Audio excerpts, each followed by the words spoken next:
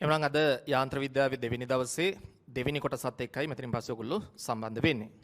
ළමයි අපි පළවෙනි කොටසේදී මේ උත්තරණ චලිත සමීකරණ වල ව්‍යුත්පන්න කිරීම සාකච්ඡා කළා. අපිට චලිත සමීකරණ හතරක් ලැබුණානේ. මොනවාද ඒ සමීකරණ හතර? v සමානයි u ධන at, s සමානයි u ධන v බෙදීම දෙක වාරයක් t, s සමානයි ut ධන භාගය at වර්ගය, ඒ වගේම v වර්ගය සමානයි u වර්ගය ධන 2as.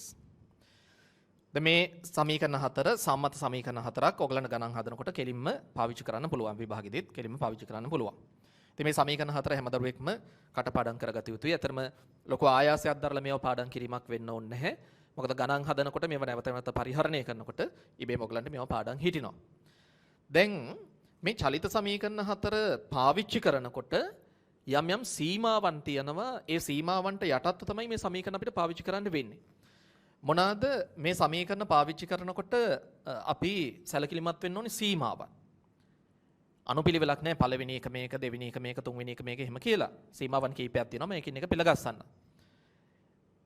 එක සීමාවක් තමයි මේ බලන්න. දැන් මේ සමීකරණේ ළමයිට පේනවා ත්වරණය තියෙනවා. ත්වරණය තියෙනවා. එතකොට ත්වරණය හිතන්න මොහොතින් මොහොත වෙනස් වෙනවා කියලා. දැන් මේ සමීකරණේ ත්වරණය තියෙනවා නේ. මේ සමීකරණේ ත්වරණය තියෙනවා. මේක අපි පස්සේ සාකච්ඡාවට ගමුකෝ. මේකේ ත්වරණය පේන්නේ නැහනේ. ත්වරණය පේන්න තියෙන සමීකරණ තුන දිහා බලන්න. එතකොට දැන් වස්තුවක් වෙනස් වන ත්වරණයකින් ගමන් කරන අවස්ථාවක් තියෙනවා කියලා හිතන්න. එයා ත්වරණය වෙනස් කරනවා. එහෙම යන්න පුළුවන් වස්තුවකට ප්‍රායෝගිකවනේ. ඒතර වස්තුවක් එහෙම වෙනස් වන ත්වරණයකින් ගමන් කළොත් ළමයි තේරුම් ගන්න අපිට ගැටලුවක් පැන නගිනවා. එහෙනම් අපි මොකක්ද මේ ප්‍රවේගය සඳහා නැත්නම් මේ ත්වරණය සඳහා ආදේශ කරන්නේ නේ? ද වෙනස් වෙනවා නම් ත්වරණය මොහොතින් මොහොත. ඒතර මොන ත්වරණාගියද ආදේශ කරන්නේ? ඒ නිසා ඔයගොල්ලෝ තේරුම් ගත යුතුයි මේ සමීකරණ පාවිච්චි කරන්න බැහැ ළමයි වෙනස් වන ත්වරණ වලින් ගමන් කරන වස්තුවක් සඳහා. මේ සමීකරණ පාවිච්චි කළ හැක්කේ නියත ත්වරණයකින් ගමන් කරන වස්තුවක් සඳහා පමණයි කියන එක තේරුම් ගන්න. ද ප්‍රවේගයේදී එහෙම ප්‍රශ්නයක් නැහැ. මොකද ළමයි දන්නවා මෙයා නියෝජනය කරන්නේ ආරම්භක මොහොතේ ප්‍රවේගය. මෙයා නියෝජනය කරන්නේ අවසාන මොහොතේ ප්‍රවේගය. ප්‍රවේගය කොහොමත් වෙනස් වෙනවා ත්වරණයකින් යද්දී. ප්‍රශ්නේ තියෙන්නේ ත්වරණය මොහොතින් මොහොත වෙනස් වෙන්න ගත්තොත් මෙතෙන්ට ඒ වලට අපි ආදේශ කරන්නේ කුමන අගයක්ද කියන ගැටලුව මතුවෙනවනේ. ඒ නිසා මේ සමීකරණ පරිහරණය කරන්න පුළුවන් වෙන්නේ අපිට ත්වරණයේ නියත අවස්ථාවලට විතරයි. දැන් කෙනෙක් අහන්න පුළුවන් මේ සමීකරණය තුල ත්වරණය පේන්න නැති නිසා එහෙනම් මේ සමීකරණය වෙනස් වෙන ත්වරණ සඳහා වුණත් පාවිච්චි කරන්න පුළුවන්ද? ඔයාලා මතක් වෙන්න ඕනි ඒත් බෑ. ඇයි බැරි? ළමයින්ට මතක නම් මේ සමීකරණය ව්‍යුත්පන්න කරනකොට අපිට කොන්දේසියක් පනවන්න වුණා. මතකද අර මධ්‍යක ප්‍රවේගය කියන එක ආරම්භක සහ අවසාන ප්‍රවේග දෙක එකතු කරලා දෙකෙන් බෙදලා ගන්න පුළුවන් වෙන්නේ මොන වගේ අවස්ථාවකද විතරද? මධ්‍යක ප්‍රවේගය මෙහෙම ගන්න පුළුවන් වෙන්නේ අපි ඉගෙන ගත්තා ත්වරණය නියතනම් විතරයි. ඒ නිසා මේ සමීකරණය තුල ත්වරණය ඍජුවම පේන්න නැතත් ළමයි තේරුම් ගන්න ඕනේ මේ සමීකරණය ව්‍යුත්පන්න කරනකොට ත්වරණය නියතයි කියන කොන්දේසිය පනවල තමයි මේ සමීකරණය ව්‍යුත්පන්න කරලා තියෙන්නේ. එන තේරුම් ගන්න මේ සමීකරණ හතරම පාවිච්චි කරනකොට ත්වරණය නියත විය යුතුයි. එන ඒක තමයි එක සීමාවක් වෙන්නේ මේ සමීකරණ පරිහරණයේදී ඒ සමීකරණ යොදන කාල සීමාව තුළ වස්තුවේ ත්වරණය නියත විය යුතුයි. රයිට්. අපි සටහන මෙහෙම හදමු. තරුවක් දාලා ළමයි මේ විදිහට ඒ චලිත සමීකරණ හතර එක තැනක ලියන්න ඉස්සෙල්ලා.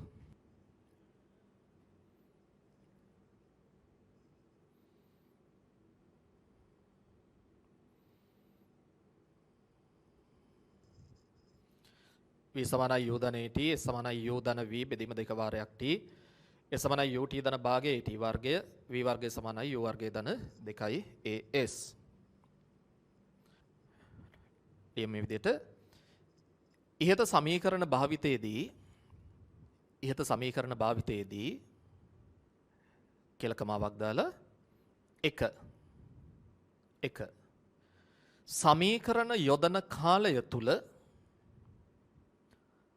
සමීකරණ යොදන කාලය තුල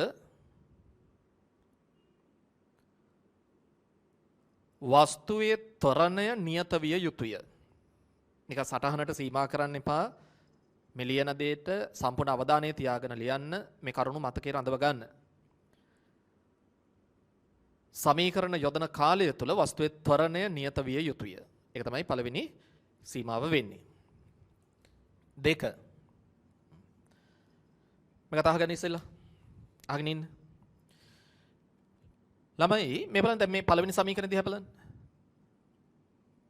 අවසාන මොහොතේ ප්‍රවේගය දෛශිකයක්. ආරම්භක මොහොතේ ප්‍රවේගය දෛශිකයක්. ත්වරණය දෛශිකයක්.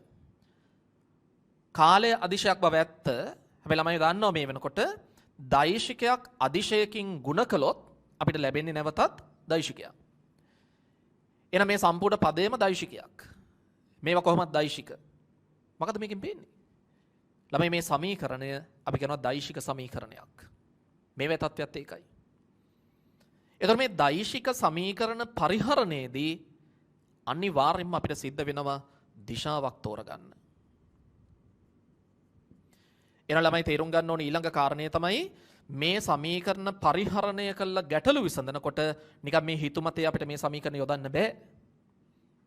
කිසියම් ගැටලුවක් සඳහා මේ සමීකරණ පරිහරණය කරනකොට මොන දිශාව ඔස්සේද මේ සමීකරණ යොදන්නේ කියන එක අපි පැහැදිලිව තේරුම් අරන් තිබිය යුතුයි. ඒ දිශාව තෝරගත්තට මදි. තව දෙයක් තියෙනවා මේ බලන්න. දැන් ඉදිරියේදී ළමයි අපි හදනවා මේ ප්‍රක්ෂිප්ත පිළිබඳ ගැටලු.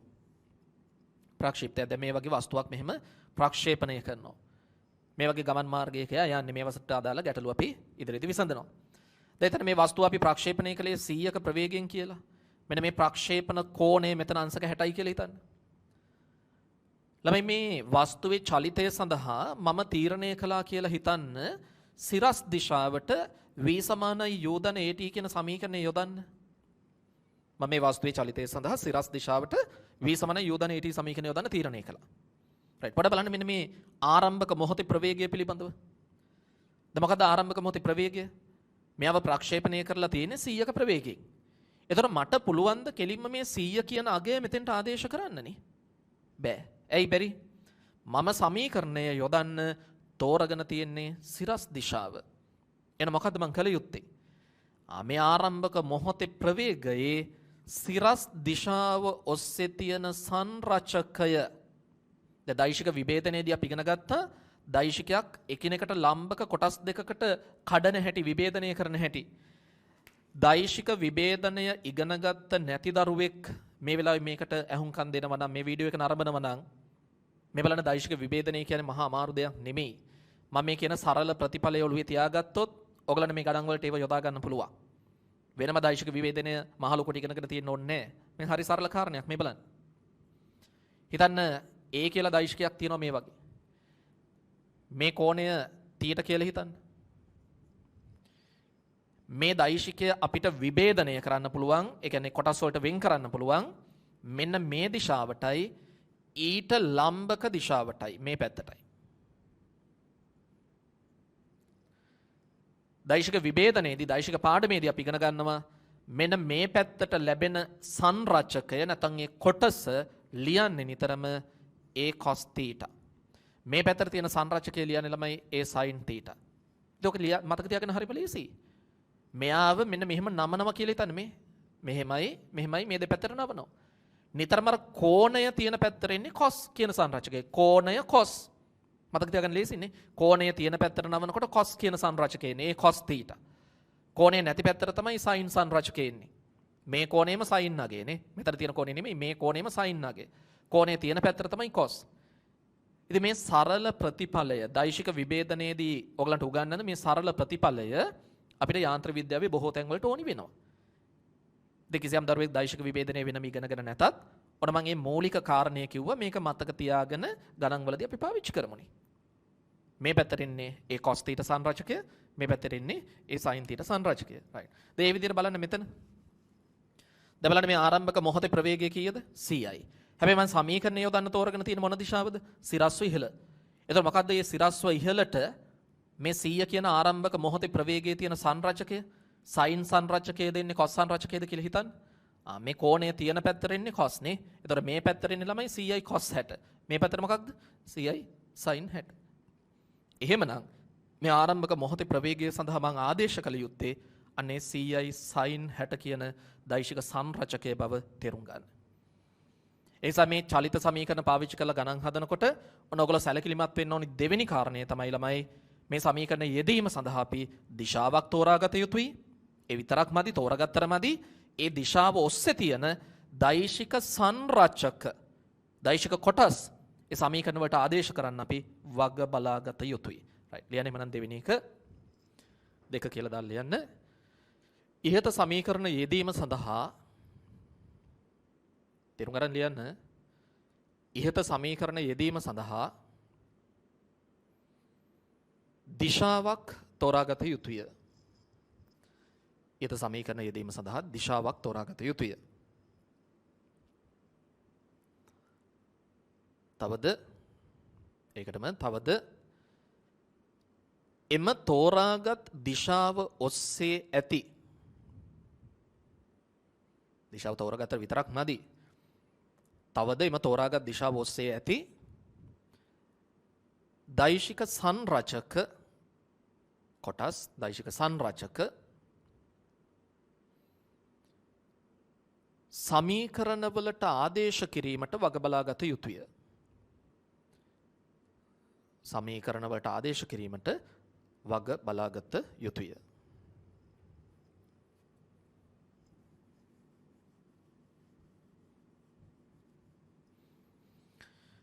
හරි. තුන්වෙනි කාරණය. අගන්න.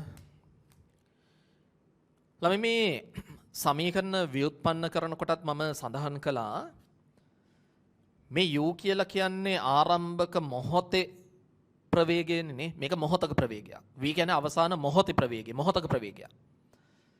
එතකොට ඕගලන්ට පුළුවන්කමක් නැහැ කිසියම් විස්ථාපන වෙනසක් ගත වෙච්ච කාලයෙන් බෙදපුවාම ලැබෙන මධ්‍යක ප්‍රවේගය.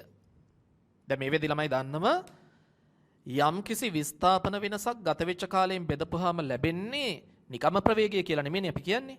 ඒ කාලය තුල තියෙන මධ්‍යක ප්‍රවේගය. ඒතර විස්ථාපන වෙනස කාලයෙන් බෙදපුවාම ලැබෙන්නේ මධ්‍යක ප්‍රවේගය, සාමාන්‍ය එක, ඇවරේජ් එක. හැබැයි මේගොල්ලෝ නියෝජනය කරන්නේ මධ්‍යක ප්‍රවේග නෙමෙයි. මෙයා ආරම්භක මොහොතේ ප්‍රවේගය, මෙයා අවසාන මොහොතේ ප්‍රවේගය. මම සමීකරණ ව්‍යුත්පන්න කරනකොටත් කිව්වේ සමහර දරුවෝ ඉන්නවා දැන් මෙතන තියෙන සංකේතයත් v, මෙතන තියෙන සංකේතයත් v. ඒතර හිතනවා මේ දෙක එකමයි කියලා නේ. සම්පූර්ණයෙන් ඒ අදහස වැරදි. ළමයි මෙතනදී මේක මධ්‍යක ප්‍රවේගයක්. මෙතනදී මේ v කියන සංකේතය පාවිච්චි වෙන්නේ යම්කිසි මොහොතක අවසාන මොහොතේ ප්‍රවේගය නිරූපණය කරන්න.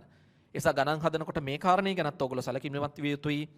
කිසියම් විස්ථාපන වෙනසක් ගත වෙච්ච කාලයෙන් බෙදූ විට ලැබෙන මධ්‍යක ප්‍රවේග අගය මේ චලිත සමීකරණවල අවසාන මොහොතේ ප්‍රවේගයේ හැටියටවත් ආරම්භක මොහොතේ ප්‍රවේගයේ හැටියටවත් අපිට පාවිච්චි කරන්න පුළුවන් කමක් නැහැ.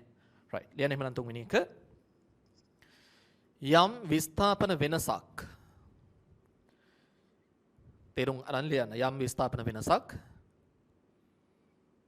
ගත වූ කාලයෙන් බෙදූ විට යම් විස්ථාපන වෙනසක් ගත වූ කාලයෙන් බෙදූ විට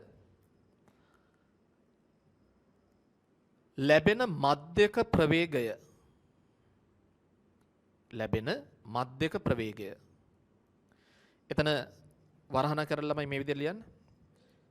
v සමානයි ඩෙල්ටා s බෙදීම ඩෙල්ටා t. වරහන තුලේ v සමානයි ඩෙල්ටා s බෙදීම ඩෙල්ටා t. right. වරහන් වහලා ලැබෙන මධ්‍යක ප්‍රවේගය ඉහත චලිත සමීකරණවල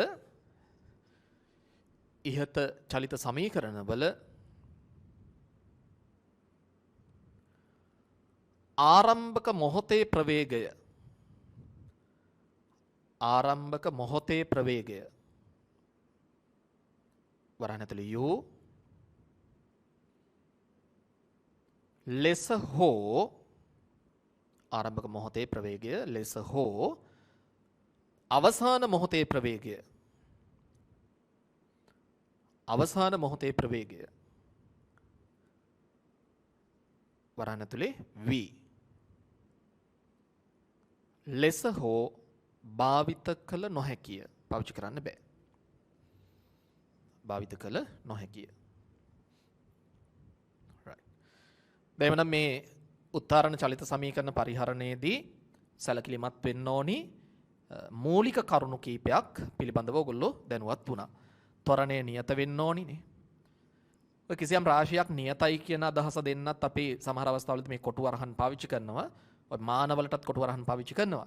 කිසියම් රාශියක් නියතයි කියලා සංකේතාත්මකව පෙන්වන්නත් අපි කොටු වරහන් සමහර අවස්ථාවලදී පාවිච්චි කරනවා.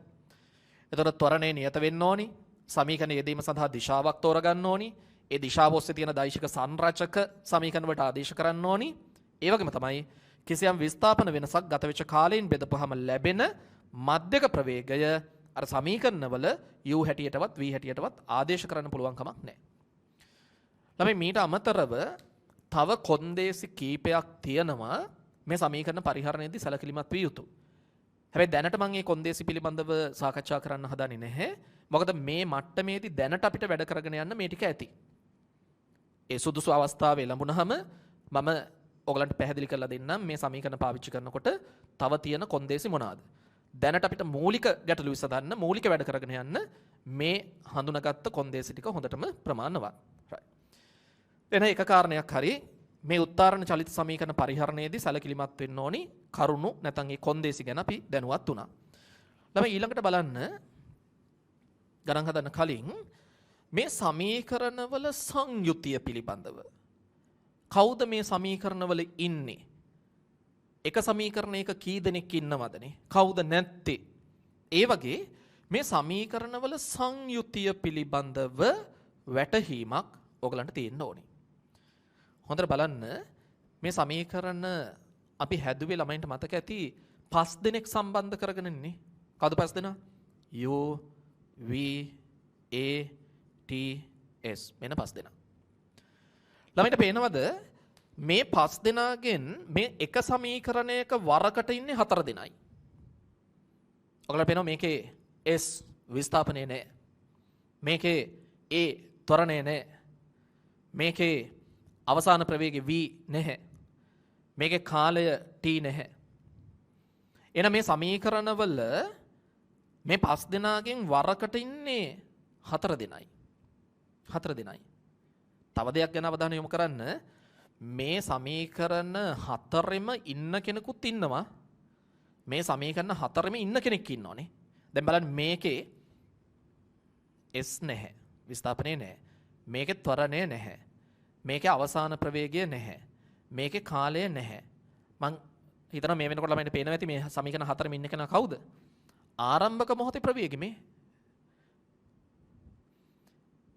ඒ වෙනකොට ළමයි තේරුම් ගන්න ඕනි මේ සමීකරණ පරිහරණයේදී මෙයාගෙන් අපිට ගැලවීමක් නැහැ. මෙයාගෙන් ගැලවීමක් නැහැ. අනිවාර්යයෙන්ම ආරම්භක ප්‍රවේගය සම්බන්ධ කරගන්න වෙනවා මේ සමීකරණ පරිහරණයේදී. හැබැයි අතන මෙහෙම කාරණේකුත් තියෙනවා. ළමයින්ට මතක ඇති දැන් මම පළවෙනි කොටසේදී දෙවෙනි දවසේ පළවෙනි කොටසේදී මේ සමීකරණ 4 ව්‍යුත්පන්න කරනකොට මුලින්ම මේ සමීකරණ දෙකනේ හැදුවේ. මේ සමීකරණ දෙක අනුසාරයෙන් අපි මේ සමීකරණ දෙක හැදුවේනේ. දැන් මම මේ සමීකරණයෙන් ළමයින්ට මතක ඇති v ව උක්ත කරලා මෙතෙන්ට ආදේශ කරලා තමයි අර v නැති මෙන්න මේ සමීකරණය හැදුවේ. ඊළඟට මේක හැදුවේ කොහොමද? මේ සමීකරණය හදනකොට මං කලේ t ව නැති කළානේ.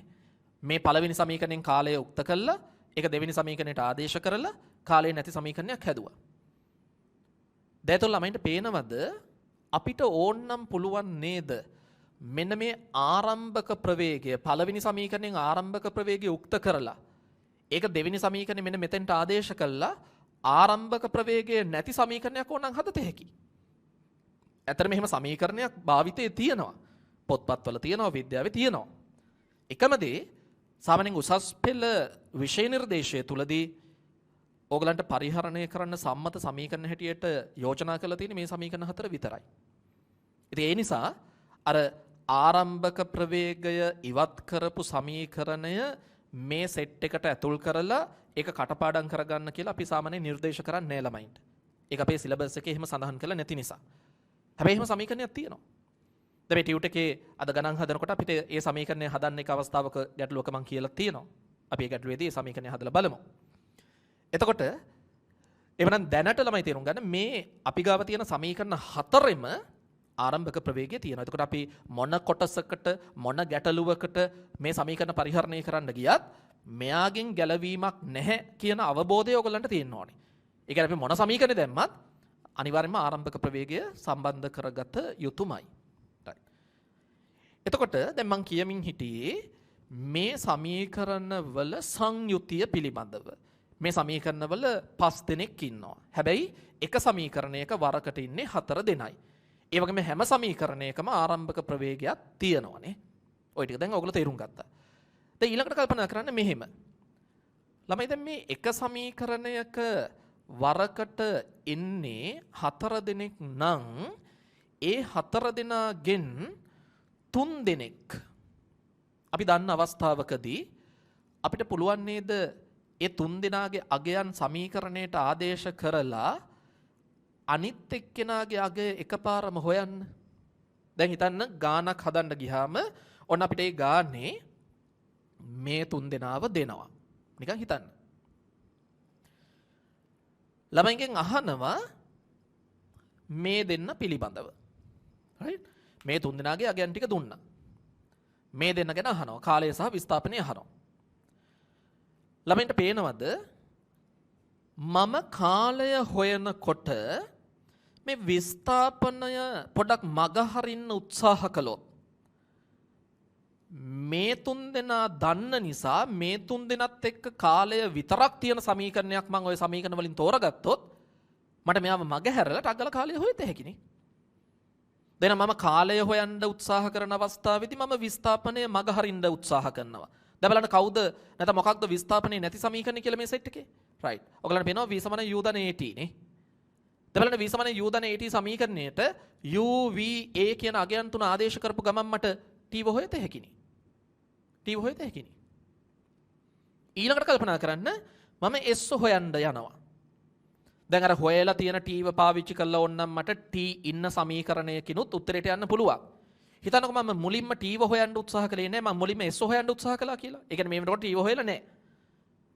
දැන් ළමයින්ට පේනවා ඇති මම s හොයන්න උත්සාහ කරනකොට කාව මග හරින්න ඕනිද t මග හරින්න ඕනි. මොකද මේ නොදන්න පද දෙකම එකම සමීකරණයක තිබුණොත් එහෙම අපිට හොයන්න බෑනේ නේ. ඒතර මම s හොයන්න බලාපොරොත්තු වෙනවා නම් මම මේ වෙනකොට t හොයලත් නැත්තම් මං කරන්නේ ළමයි t මග හරින්න උත්සාහ කරනවා. දැන් මම පුරුදු වෙන්න ඕනි අතනින් ටක් ගාලා t කාලේ නැති සමීකරණය සිලෙක්ට් කරගන්නනේ. මොකද කාලේ නැති සමීකරණේ v වර්ග සමානයි u වර්ග ධන 2as. දැන් බලන්න මේ කාලේ නැති සමීකරණයට මෙන්න මේ 3 දෙනාගේ අගයන් u ගේ අගය අපි දන්නවා, v ගේ අගය අපි දන්නවා, a ගේ අගය අපි දන්නවා. ඒතර නොදන්න එකම පදේ මොකක්ද? s. ඒතර අර අගයන් තුන මේකට ආදේශ කරපු ගමන් අපිට විස්ථාපන අගය සෙවිය හැකියි. මෙන්න මේ කරුණු ගැන ඔයගලන්ට වැටහීමක් තියෙන්න ඕනේ මේ සමීකරණ පරිහරණය කළා ගැටළු විසඳීමේදී. මේක අවසාන සාරාංශය මෙච්චරයි. හොඳට ඔලුවට ගන්න. ළමයි මේ අපි ගාව තියෙන සමීකරණ 4 රාශීන් 5ක් ගැවසෙනවා. ඒ පහෙන් 3 දෙනෙක්ගේ අගයන් මොන 3 දෙනාද කියන එක වැදගත් නෑ. 3 දෙනෙක්ගේ අගයන් අපිට සපයලා තියෙනවා නම් ඉතිරි 2 දෙනාගේ අගයන් අපිට ඍජු ආදේශයෙන් ඒ කියන්නේ කෙලින්ම එක සමීකරණයක් සිලෙක්ට් කරලා ඒ සමීකරණයට අර අගයන් ටික ආදේශ කරලා ලේසියෙන්ම ඉතුරු දෙන්නගේ අගයන් සෙවීමේ හැකියාව තියෙනවා. මම දැන් ටිකක් කල්පනා කරන දරුවෙක් හිතන්න පුළුවන් ප්‍රශ්න කරන්න පුළුවන් 3 දෙනෙක්ගේම අගයන් නොදී හිතන්න දෙන්නෙක්ගේ විතරක් වගේ අගයන් දීලා අපිට ගණන් හදන්න දෙන්නේ නැද්ද? නෑ දෙනවා. මේ වගේ අවස්ථාවකට ගණන් හදන්න තියෙනවා. හැබැයි ඒ ගණන් හදනකොට අර ඍජු ආදේශයෙන් කෙලින්ම සමීකරණ වලට ආදේශ කළ එකපාරට උත්තර ගන්න බෑ. මේ જાතිය ගණන් හදනකොට දැන් ගණන් හදාගෙන යද්දී අපි බලමු තත්ත්වය. මේ જાතිය ගණන් හදනකොට ළමයිට සිද්ධ වෙනවා සමගාමී සමීකරණ ලියන්න. සමීකරණ කීපයක් ලියන්න වෙනවා. එහෙම සමගාමී සමීකරණ ලියලා ඒ සමීකරණ සුළු කරලා තමයි විසඳලා තමයි අදාළ පිළිතුරු අපිට සොයන්න සිද්ධ වෙන්නේ. ඉතින් ළමයි මෙන්න මේ කියපු කරුණු පිළිබඳව ඔයගලන්ට අවබෝධයක් තියෙන්න ඕනි මේ සමීකරණ පාවිච්චි කරලා ගැටළු විසඳීමේදී. හොඳට මතක තියාගන්න මේක හරිම වැදගත්. මොකද අපි සමීකරණ ටික විතරක් දැනගත්තට වැඩක් නැහැනේ අපිට ගණන් හදන්න බැයි නන්නේ. ළමයි හොඳට මතක තියාගන්න ෆිසික්ස් පේපර් එකේ එන්නේ ගැටළු මහ ගොඩක්. ඒවැ බහුතරයක් සංඛ්‍යාත්මක ගැටළු විසඳීම් කරන්න තියෙනවානේ. ඉතින් ඒක නිසා තියරි කොටස් විතරක් ආවරණය කරගෙන සූත්‍ර ටිකක් විතරක් පාඩම් කරගත්ත අය කියලා නම් භෞතික විද්‍යාවෙන් සාර්ථක ප්‍රතිඵල ගන්න බැහැ. පුදුමාකාර විදියට විශාල ප්‍රමාණයක් ඔයගලන්ට ගැටලු විසඳීම් කරලා ඒ ගැටලු විසඳීම් කරන හුරුව ලබා ගන්න සිද්ධ වෙනවා. නිකන් සූත්‍ර පාඩම් කළාය කියලා විභාගයට ප්‍රයෝජනයක් නැහැ. ගණන් හදන්න පුළුවන් විය යුතුයි. එතකොට මෙන්න මේ සමීකරණ හතර පාවිච්චි කරලා ගණන් හදනකොට ඔය මම කියපු කාරණේ ගැන හොඳට අවධානය තියාගන්න. මේ 5 දෙනෙක් ඉන්නවා. ඒ 5 දෙනාගෙන් 3 දෙනෙක් දන්නව නම් අපිට ඍජු ආදේශයෙන් ඉතුරු දෙන්නගේ අගයන් හොයන්න පුළුවන්. ඒ සඳහා ගැළපෙන සමීකරණ අපි මෙතනින් තෝරගත යුතුයි. එහෙම 3 දෙනෙක් දන්නේ නැති අවස්ථාවකදී අපිට සිද්ධ වෙනවා සමගාමී සමීකරණ කීපයක් ලියලා ඒ සමීකරණ විසඳලා උත්තර වලට එන්න. ඉතින් ඔය ආකාර දෙකේම ගණන් අපි අද ඉදිරියේදී සාකච්ඡා කරන්න බලාපොරොත්තු වෙනවා. එවන අපි ওই කාරණේත් පොඩක් සටහන් කරගමු. මේ සමීකරණ ටික නැවත ලියන්න අවශ්‍ය නැහැ. දැන් අපි එක තැනක ලියලා තියෙනවානේ. ළමයි තරුවක් දාලා මේ කාරණේ විතරක් සටහන් කරගන්න. ලියන්න මෙහෙම. තරුවක් දාලා මේ කාරණේ විතරක් සටහන් කරගන්න. ඉහත චලිත සමීකරණ 4 ඉහත චලිත සමීකරණ 4 නිර්මාණය කර ඇත්තේ ඉහත චලිත සමීකරණ 4 නිර්මාණය කර ඇත්තේ u වාක්‍යෙම ලියාගෙන යන්න කමද u v a t හා s නැමැති රාශීන් 5 සම්බන්ධ කර ගනිමිනි. නැමැති රාශීන් 5 සම්බන්ධ කර ගනිමිනි.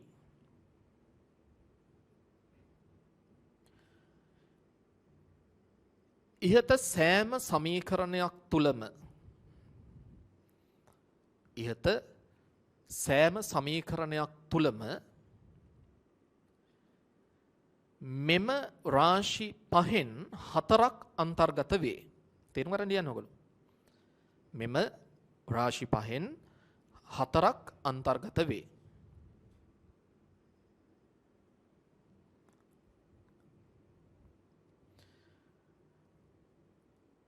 තවද එම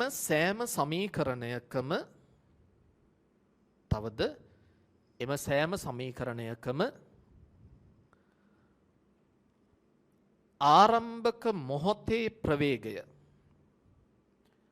ආරම්භක මොහොතේ ප්‍රවේගය වරහන් ඇතුලේ u පවතී. එයා ඉන්නවා.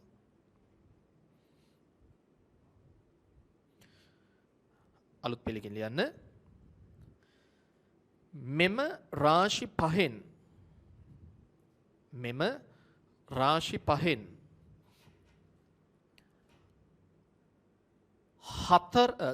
3ක අගය අප දන්නේ නම් 5න් 3ක් දන්නව නම් මෙම රාශි 5න් 3ක අගය අප දන්නේ නම්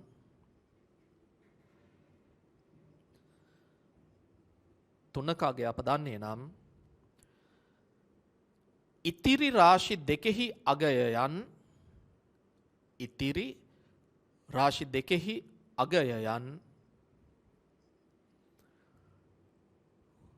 ඍජු ආදේශය මගින් කෙලින්ම සමීකරණ වලට ආදේශ කළා. ඉතිරි රාශි දෙකෙහි අගයයන් ඍජු ආදේශය මගින් සෙවිය හැකිය.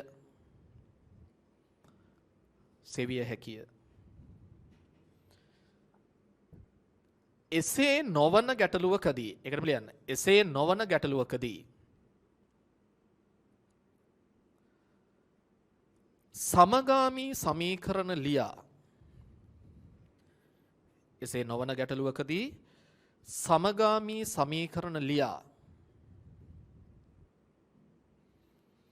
ඒවා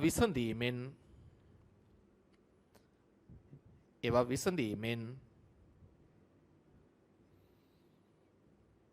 පිළිතුරු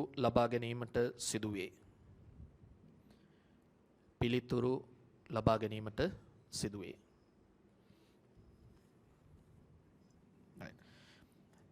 එතකොට හොඳට ඔළුවේ තියාගන්න ඔන්න ඔය 5න් 3 මෙතඩ් එක 5න් 3 ක්‍රමය ළමයි. කෑලි 5ක් තියෙනවා. ඒකෙන් 3ක් දන්නව නම් කෙලින්ම ගණන් හදන්න පුළුවන්, උත්තර ගන්න පුළුවන්. එහෙම නොවන අවස්ථාවලදී තමයි ටිකක් අමාරු වෙන්නේ සමගාමී සමීකරණ වලට යන්න සිද්ධ වෙනවා. right. අවසාන වශයෙන් මේ බලන්න. මේ සමීකරණ පාවිච්චි කරලා ගණන් හදන්න කලින් මෙන්න මේ දේ පිළිබඳවත් ඔයගොල්ලෝ දැනුවත් විය යුතුයි. මොකද්ද කාරණේ බලන්න. ළමයි මේ හැම සමීකරණයකටම මොකද වෙන්නේ කියලා අපි බලමු ත්වරණයක් නැති වෙලාවට. හරි සරල කාරණයක්. ත්වරණය බිඳුව වුණොත් මොකද වෙන්නේ මේ බලන්න. මේ පළවෙනි සමීකරණේ ත්වරණය බිඳුව කරන්න. මේ පදේ නැති වෙනවනේ. v සමානයි u. ඇතර මේ ලැබිච්ච ප්‍රතිඵලය කියන්න තරම් දෙයක්වත් නෙමෙයිනේ. ළමයි දන්නවද ත්වරණයක් නැහැ කියන්නේ මොකක්ද? ත්වරණය කියන්නේ මොකක්ද? ත්වරණය කියන්නේ ප්‍රවේග වෙනස් වීමේ ශීඝ්‍රතාව. ඒතර ත්වරණයක් තියනකොට ප්‍රවේග වෙනස් වෙනවා. ත්වරණයක් නැතිකොට ප්‍රවේග වෙනස් වෙන්නේ නැහැ. ඉතින් ප්‍රවේග වෙනස් වෙන්නේ නැත්නම් ආරම්භක මොහොතේ ප්‍රවේගය සහ අවසාන මොහොතේ ප්‍රවේගය කොහොමත් මොනවා විය යුතුයිද? සමාන විය යුතුයි. ඒ අපි දන්න අදහස තමයි මේ සමීකරණය හරහත් අපිට ලැබිලා තියෙන්නේ. right. ඊළඟ බලන්න මෙතෙන්ට මොකද වෙන්නේ කියලා ත්වරණයේ බිඳුව වුණොත්. ඔන්න මම ත්වරණයේ බිඳුව කළා. දැන් කෙනෙක් අහන්න පුළුවන් කොහොම මේකේ ත්වරණය නැහැනේ පේන්න. හරි. හැබැයි අපි දන්නවා ත්වරණයේ බිඳුව කළොත් මොකද වෙන්නේ? u සහ v සමාන වෙනවනේ. ත්වරණයේ බිඳුව කළොත් u සහ v සමාන වෙනවා. අද u සහ v සමාන වෙන්න නිසා මම මේ v වෙනුවට u වම ආදේශ කළා කියලා හිතන්න. ඕන ළමයිකට පුළුවන් u වෙනුවට v ආදේශ කරන්න. මෙතන සංකේතයේ ප්‍රශ්නයක් නැහැ. මම එතකොට u සහ v මේ වෙලාවේ සමාන නිසා v වෙනුවට ආදේශ කරනවා u. මොකද ලැබෙන්නේ? u ධන u 2u දෙකෙන් බෙදුනහම u t. එහෙමනම් අපිට පේනවා s සමානයි ut කියන තත්වයට මේ සමීකරණය ඌනණය වෙනවා. රෙඩියුස් වෙනවනේ. අඩු වෙනවා. මෙයාට මොකද වෙන්නේ බලන්න ත්වරණයේ බිඳුව කරපු ගම. මේක බිඳුව කරන්න. මේ පදේ නැති වෙනවා. ආපහු මට ලැබෙනවා s සමානයි ut. මෙයාගේ ත්වරණයේ බිඳුව කරන්න. මේ පදේ නැති වෙනවා. v වර්ග සමානයි u වර්ගේ. ඒ කියන්නේ v සමානයි u කියන අදහස නැවත ලැබෙන්නේ නේ. හොඳ බලන්න මොකක්ද අපිට පේන්නේ. ළමයි ත්වරණය ශුන්‍ය වුණාට පස්සේ මේ චලිත සමීකරණ හතරෙන් අපිට ලබාගත හැකි ඵලදායි එකම ප්‍රතිඵලය තමයි s සමානයි ut. මෙන්න s සමානයි ut.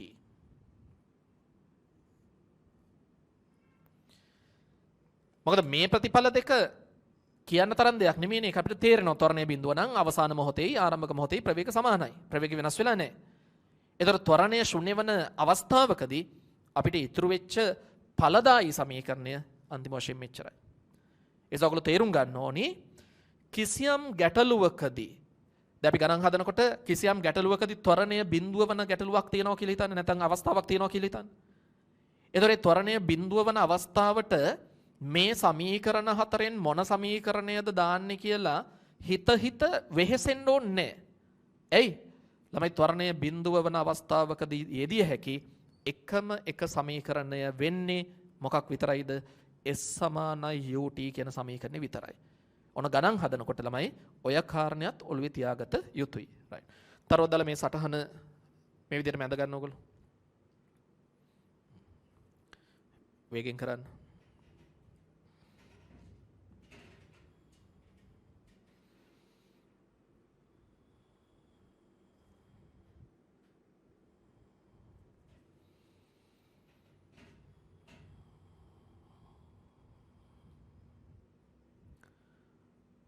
තමන් ලියන දෙයට අවධානය තියාගෙන ලියන්න.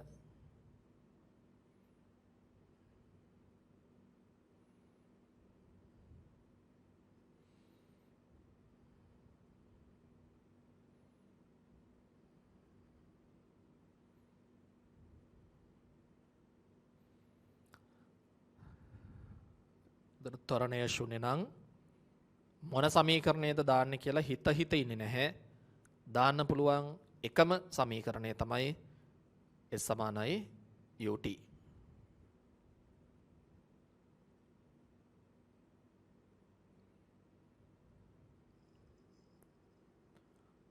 right. ළමයි එහෙනම් අපි උත්තරණ චලිත සමීකරණ පාවිච්චි කරන්න ඕනි කරන පසුබිම ගැන සම්පූර්ණයෙන්ම දැනුවත් වුණා. දැන් අද දවසේ ඔයගලන්ට සපයලා තියෙන නිබන්ධනයේ අභ්‍යාසවල ගණන් හදන්න අපි පාවිච්චි පටන් ගන්නයි හදන්නේ. ළමයි එහෙනම් උත්තරණ චලිත සමීකරණ පාවිච්චි කරනකොට සැලකිලිමත් වෙන්න ඕනි සියලු කරුණු පිළිබඳව අපි සාකච්ඡා කළා. ඒතර අද දවසට ඔයගලන්ට අදාළ නිබන්ධනයේ අභ්‍යාසවල ගණන් හදන එක අපි පටන් ගන්න හදන්නේ. ඒක මම කලිනුත් කිව්වා ළමයින්ට මේ වැඩේ ඊටාම පළදායි විදිහට කරගෙන යන්න නම් ඔයගොල්ලෝ උපරිම උත්සාහ කරන්න ඕනි. මම ඒ පාඩම් දවසට දවස් දෙකකට කලින් මින් ඉදිරියට දවස් දෙකකට කලින් ඔයගලන්ට ඒ දවසට අදාළ නිබන්ධනය අප්ලෝඩ් කරලා තියෙනවා. ඒක තමන්ගේ නිවසේ පහසුකම් නැත්නම් ඇත්තටම මුද්‍රිත පිටපතක් ලබා ගන්න කමියුනිකේෂන් එකකට ගිහිල්ලා හරි කොහොම හරි මේ වැඩේ කරන්න හැඩ ගැහෙන්න. මොකද ඔයගලන්ට හරිම ලේසි සාමාන්‍ය පන්ති විදිහටම අපිට වැඩ කරගෙන යන්න පුළුවන්. ඔයගොල්ලෝ මේ විදිහට පාඩමට සම්බන්ධ වෙන අවස්ථාව වෙනකොට අද දවසට අදාළ නැත්නම් ඒ දවසට අදාළ ටියුට් එකේ මුද්‍රිත පිටපතක් ළඟ තියාගෙන හිටියෝ. ඉතින් මේක ගැන මම හිතනවා හැම දරුවෙක්ම විශේෂයෙන් සැලකිලි යොමු කරයි කියලා. ඒකට පුරුදු වුණොත් තමයි මේ පාඩම් මාලාවෙන් ඔයගලන්ට හොඳට ඵලදායී විදිහට වැඩ කරගන්න පුළුවන්. right. ඒතකොට එහෙම මුද්‍රිත සටහනක් තියෙන දරුවෝ මේ වෙනකොට තියෙන දරුවෝ ඒ ටියුට් එකේ අභ්‍යාස වලට එන්න. එහෙම නැති දරුවෝ ඔයගලන්ට පුළුවන් ඔයගොල්ලෝ ක්‍රමයේ දන්නවා දැන් අද දවසට අදාළ PDF එකට ගිහිල්ලා ඒකේ අභ්‍යාස වලට ගිහිල්ලා පළවෙනි ගාන අද දවසේ ටියුට් එකේ පළවෙනි ගාන හැමෝම කියවන්න.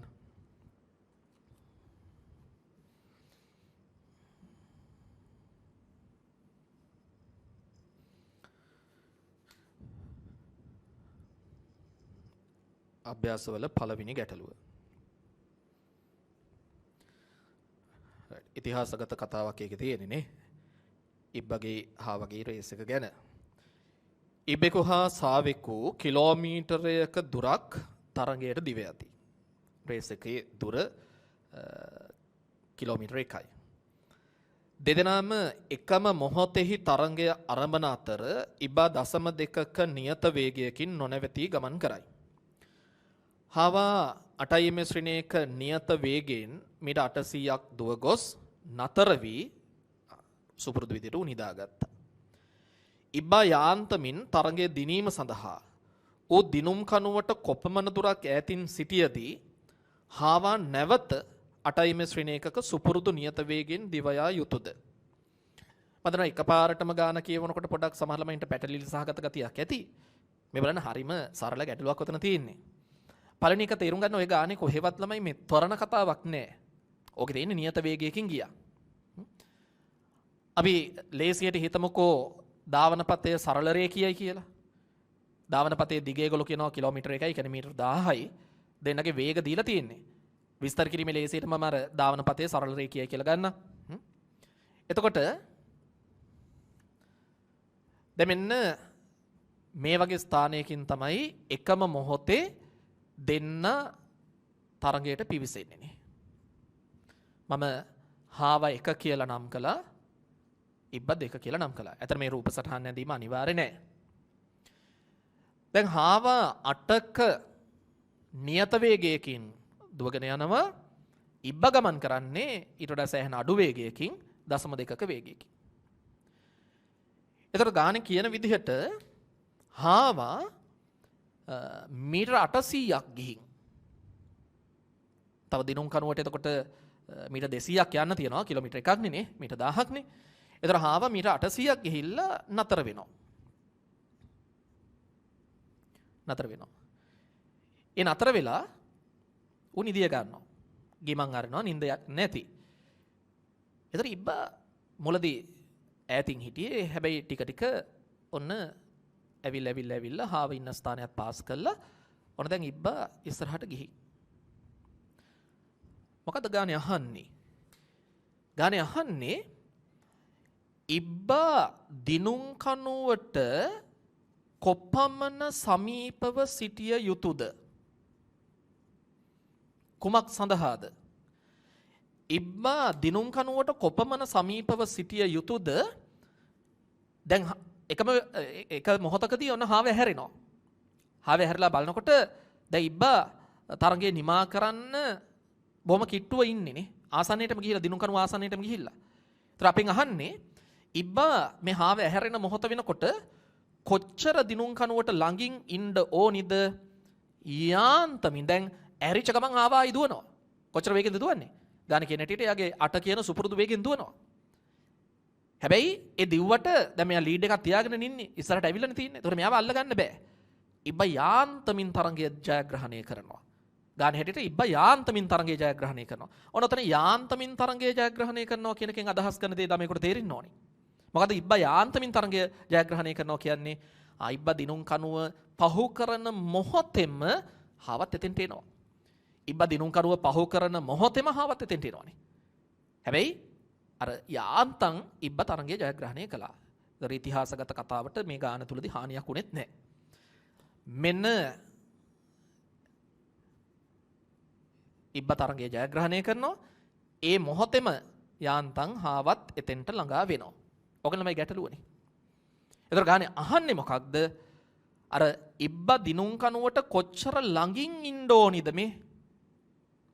හාව ඇහැරෙනකොට ඉබ්බා දිනුම් කනුවට කොච්චර ළඟින් ඉන්න ඕනිද යාන්තම් තරංගය දිනන්න නම් මේක අහන්නේ. ගාන තේරුම් ගන්න. එකපාරට ගාන කියනකොට මම කියවනේ පැටලිලි සහගත බවක් ළමයෙකුට තියෙයි. හැබැයි ගානේ අදහස් කරන්නේ මේකය කියන එක ගාන කියවලා බලනකොට ළමයෙකුට තේරෙනවා. අයි බලන්න.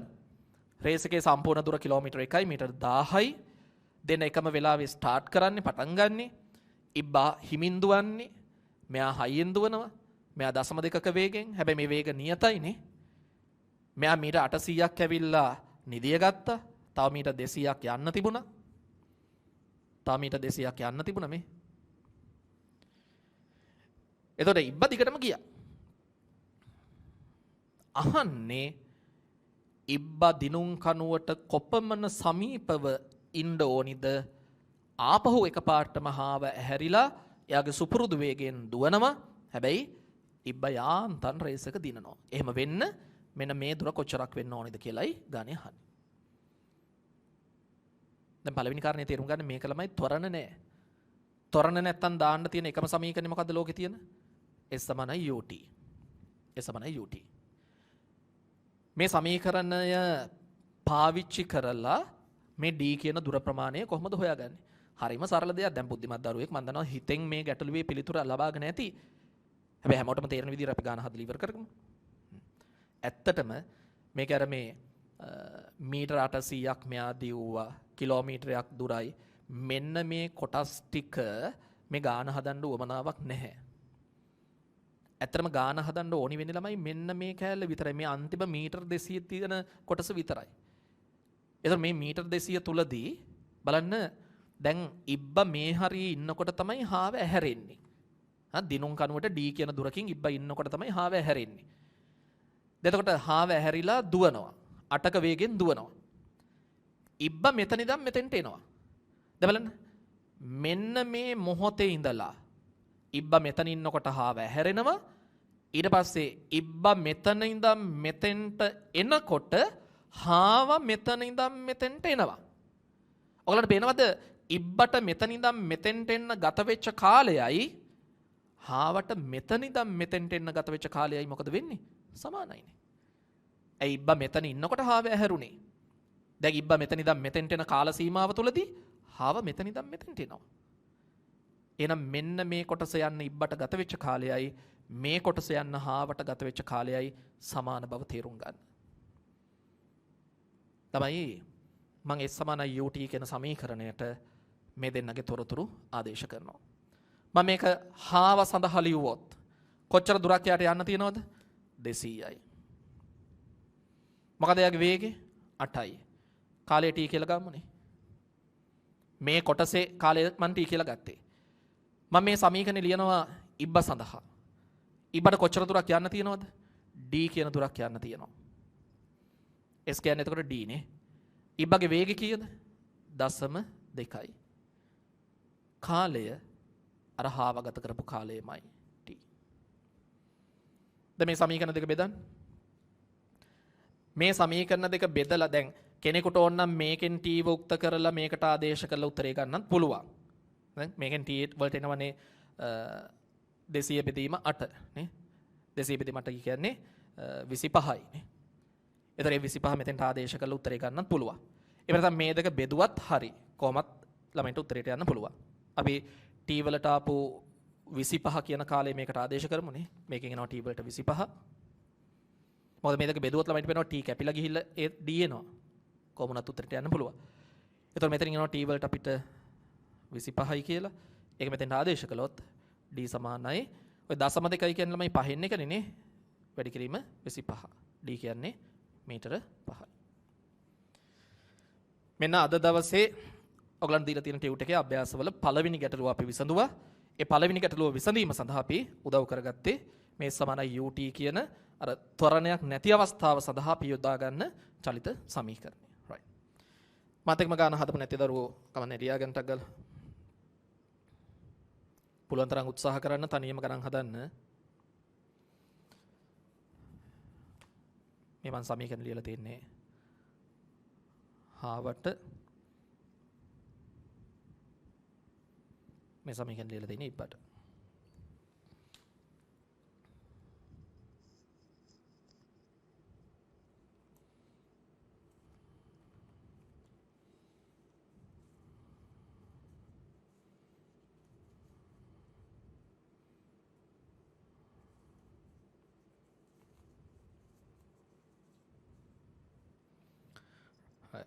ඒ ගැටලුව ඉවර දරුවෝ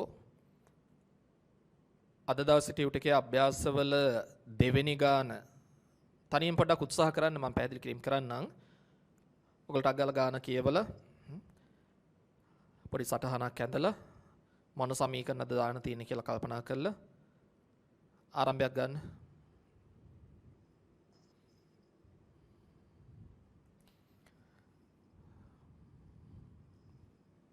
දෙවෙනි ගාන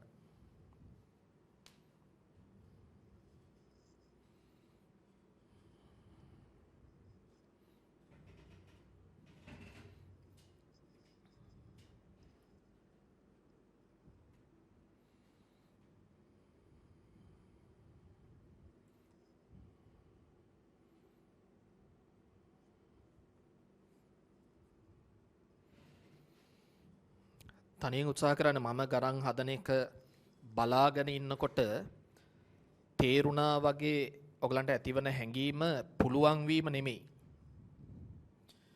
මේක මම නිතරම පන්තිවල කියන කතාවක්. ගුරුවරයෙක් ගානක් හදනකොට ගොඩාක් ළමයින්ට කල්පනාවෙන් අහන් ඉන්නවනම් ඒ ගාන තේරෙනවා. ගුරුවරයෙක් ගානක් විස්තර කරලා හදනකොට ඒක තේරෙනවා. ඒතර එහෙම තේරුණාම ළමයෙක් හිතනවා නම් මට ගණන් හදන්න පුළුවන් වෙනවා කියලා ඒක ලොකු වැරදීමක්. වෙන කෙනෙක් ගානක් හදනකොට ඒක තේරුණාය කියලා ඔයගලන්ට ඇතිවන හැඟීම ළමයි පුළුවන් වීම නෙමෙයි. පුළුවන් වීම කියලා කියන්නේ තනියම Tamanට ගානක් හදන්න පුළුවන් වීමයි. ඒක නිසා මෙතනදී ඔයගොල්ලෝ අවංකව මම නිතරම පන්ති වල මතක් කරනවා වගේ අවංකව වැඩ කරන්න උපරිම උත්සාහයක් ගන්න. මං හදන්න කලින් ගාන තනියම හදන්නනේ. මම දන්න එකපාරටම හැම දරුවෙකුටම මෙහෙම ගණන් හදන්න බෑ. හැබැයි අපි උත්සාහය අතහරින්න නැතුව වැඩ කරන්න උත්සාහ කරන්න ඕනේ. පුළුවන් තරම් ගණන් හදන්න උත්සාහ කරන්න ඕනේ. රයිට්. මොකද දෙවෙනි ගානේ කියන්නේ?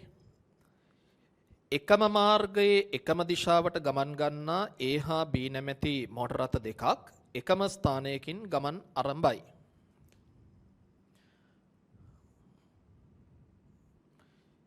එකම මාර්ගයේ එකම දිශාවට යන්නේ A සහ B කියලා මෝටර රථ දෙකක්.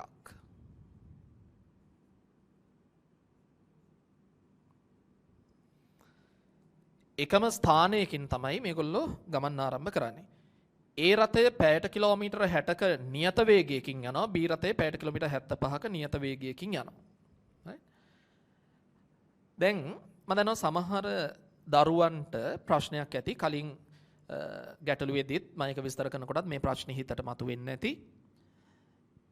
මේ පළවෙනි ගානේ කියලා තිබුණේ මේ වේග කියලානේ. ප්‍රවේග කියලා නෙමෙයි. ඒ වගේම දුර කියලානේ කියලා තිබුණේ. විස්ථාපනය කියලා නෙමෙයි. දැන් මේ ගානෙත් කියලා තියෙන්නේ වේග කියලානේ. එකම මාර්ගයේ එකම දිශාවට ගමන් ගන්නා එහා B නැමැති මෝටර රථ දෙකක් එකම ස්ථානයකින් ගමන් ආරම්භයි. A රථයේ පැයට කිලෝමීටර් 60ක නියත වේගයකින් B රථයේ පැයට කිලෝමීටර් 75ක නියත වේගයකින් ගමන් ගනී. B පැයක් පමා වී ගමන ආරම්භුවේ නම් ඒ පසු කිරීමට B ට කොපමණ කාලයක් ගත වේද? මේ වන විට රථ දෙක කෙතරම් දුරක් ගමන් කර ඇද්ද? විස්ථාපනය නෙමෙයි. හැබැයි එහෙම තිබියදී සාමාන්‍යයෙන් අපි මේ ගණන් හදනකොට මේ සරල රේඛාවක් අඳිනවා. සරල රේඛාවක් අඳිනවා. ළමයි තේරුම් ගන්න මේ සරල රේඛාව අපි අඳින්නේ ලේසියට. මේ වස්තුන් සරල රේඛාවකම යන්න ඕනේ නැහැ. කෙනෙක් අහන ප්‍රති සරල රේඛාවකම යන්නේ නැත්නම් මේ සමීකරණ පාවිච්චි කරන්න පුළුවන්ද? නෑ ඇත්තටම දැන් මේ අපි හදන මේ ආරම්භක ගණන් දෙකේ ළමයි මේ සමීකරණයම පාවිච්චි කරන්න ඕනේ නැහැ. ඕගලන්ට ඕනනම් පුළුවන් මේ ආරම්භක ගණන් දෙකේදී මේ බලන්න වේගය සමානයි දුර බෙදීම කාලය කියන සංකල්පය යොදා ගන්න. මොකද ඒ අදහසම තමයි මේ සමීකරණය තුලත් අන්තර්ගත වෙලා තියෙන්නේ. ඉතින් අර රූප සටහන අඳිනකොට සාමාන්‍යයෙන් ගුරුවරු පුරුදු වෙලා ඉන්නවා අර විවිධාකාරයේ වක්‍ර මාර්ග එහෙම අඳින්න නැතුව මේ වගේ ගානකදී සරල රේඛාවක් අඳින්න. හැබැයි එතකොට ඒකෙන් අදහස් වෙන්නේ නැහැ මේගොල්ලෝ සරල රේඛාවකම යන්න ඕනි කියලා. එතකොට මේ ගණන් හදනකොට S සමානයි UT වෙනුවට කෙනෙකුට ඕනම් වේගය සමානයි දුර බෙදීම කාලය කියන සංකල්පය පාවිච්චි කරන්නත් පුළුවන්. තාම අපි අර ප්‍රධාන චලිත සමීකරණ ගණන් වලට ආවේ නැහැ. ඒව හදනකොට නැත්නම් ඒ සමීකරණ පාවිච්චි කරනකොට අපිට දිශාව ගැන හිතන්න වෙනවනේ නේ. නැවත මේ ගණන් දෙක ළමයි තේරුම් ගන්න S සමානයි UT කියන සංකල්පයෙන් අපි හැදුවත් එකයි. එහෙම නැත්නම් මේ වේගය සමානයි දුර බෙදීම කාලය කියන අදහසින් හැදුවත් එකයි. ඒක තේරුම් ගන්න. එතකොට දෙන්න එකම ස්ථානයකින් ආයි ගන්න බලන්න දෙන්න එකම ස්ථානයකින් A සහ B රථ දෙකම එකම ස්ථානයකින් ගමන පටන් ගත්තට එකම මොහොතේ නෙමෙයි ගමන පටන් ගන්න තියෙන්නේ නේ. ඒ යනවලු පැයට කිලෝමීටර් 60ක වේගෙන්. ඒ යනවා පැයට කිලෝමීටර් 60ක වේගෙන්. හැබැයි දැන් ඒ ගමන පටන් ගන්න මොහොතේම B ගමන පටන් ගන්න නැහැ. එයා ටිකක් පරක් වෙනවා. කොච්චරක් පරක් වෙනවා කියලාද කියන්නේ? B පැයක් පමා වී ගමන් ආරම්භ වෙනා. ළමයි මෙයා ගමන පටන් අරගෙන පැයක් චලනය වුණාට පස්සේ තමයි මෙයා පටන් ගන්නෙ. එතකොට මෙයා කොච්චර දුර ගිහිල්ලාද? පැයට කිලෝමීටර් 60ක නියත වේගෙන් යන කෙනෙක් පැයක් තිස්සේ කොච්චර දුරක් යනවද? කිලෝමීටර් 60ක්. ඒ කියන කෙනා කිලෝමීටර් 60ක් ඉස්සරහට ගිහිල්ලා. මේ දොර කිලෝමීටර් 60යි. ඔය මොහොතේ තමයි B කියන කෙනා ගමන පටන් ගන්නෙ.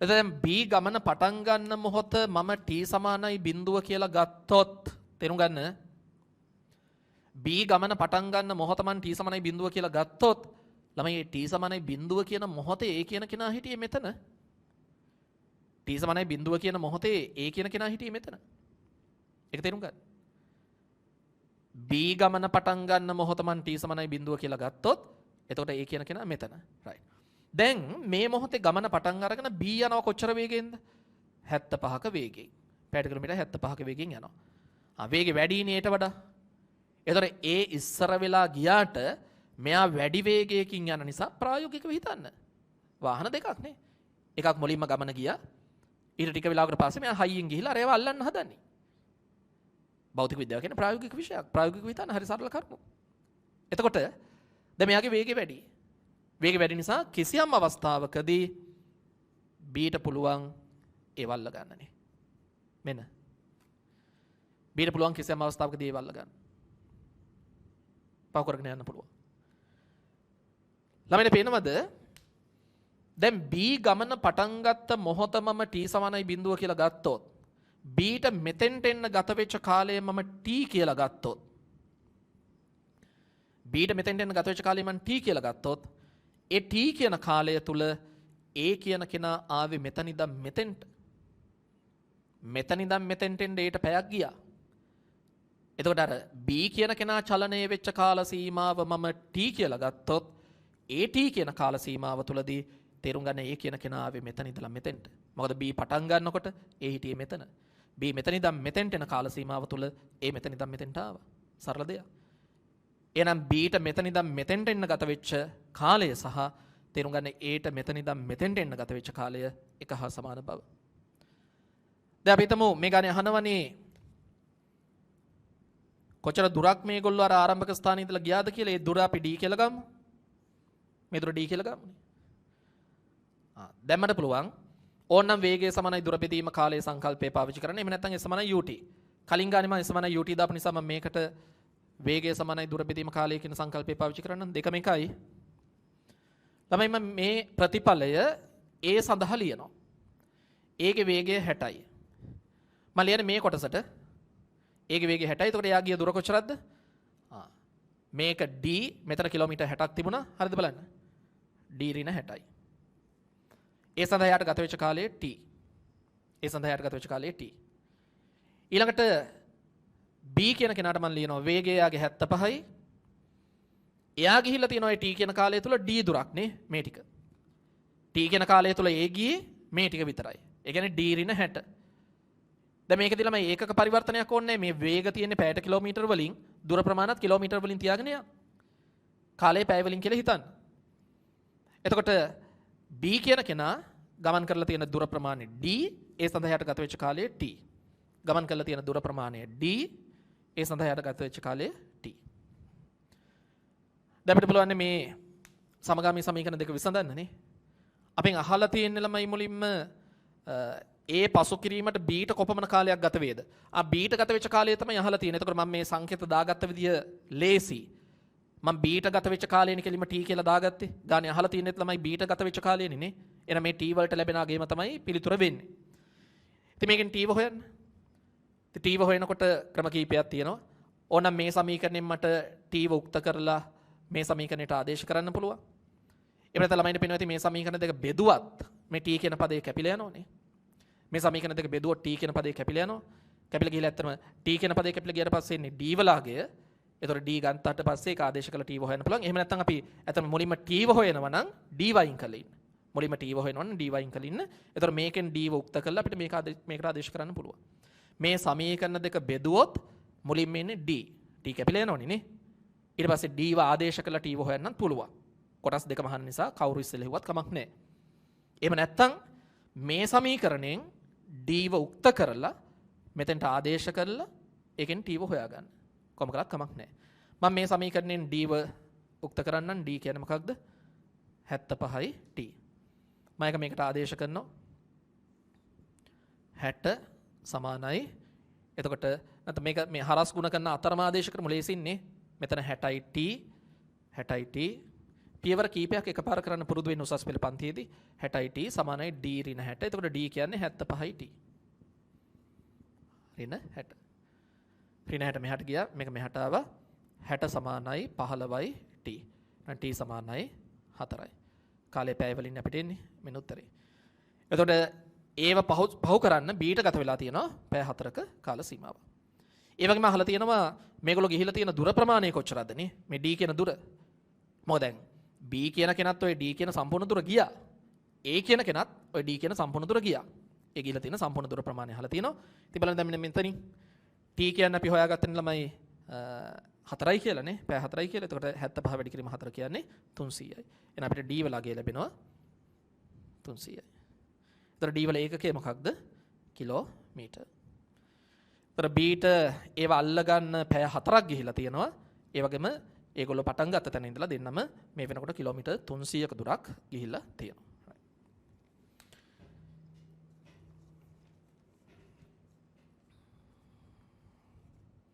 right. ළමයි එහෙනම් යාන්ත්‍ර විද්‍යාවේ දෙවෙනි දවසේ දෙවෙනි කොටසේ වැඩ මෙතනින් අපි ඉවර කරනවා. දැන් අපි ගණන් දෙකක් හැදුවා. අර නියත වේග වලට අදාළ ගණන් දෙකක් අපි හැදුවේ. ඊට පස්සේ කොටසේදී අපිට සෑහෙන ගණන් ප්‍රමාණයක් හදන්න තියෙනවා චලිත සමීකරණ පාවිච්චි කරලා. එවනම් දෙවෙනි කොටසේ වැඩ අපි මෙතනින් නිමා කරමු. ඊළඟට ඔයගලන්ට පුළුවන් අද දවසේ තුන්වෙනි කොටසත් එක්ක සම්බන්ධ වෙන්න.